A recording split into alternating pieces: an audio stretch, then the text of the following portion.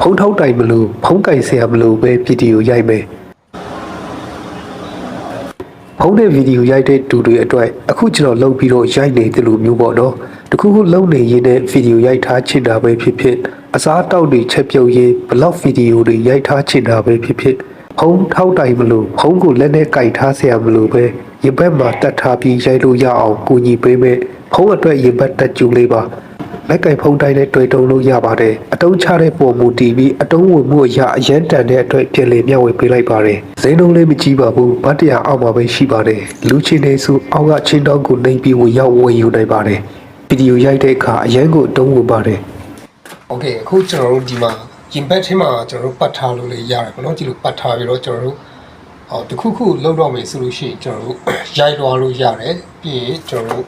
လက်နဲ့ကင်ထားဆရာမလို့ပေါ့နော်ဒီမှာဒီလိုလက်နဲ့ကျွန်တော်တို့ကင်ထားဆရာမလို့ကျွန်တော်တို့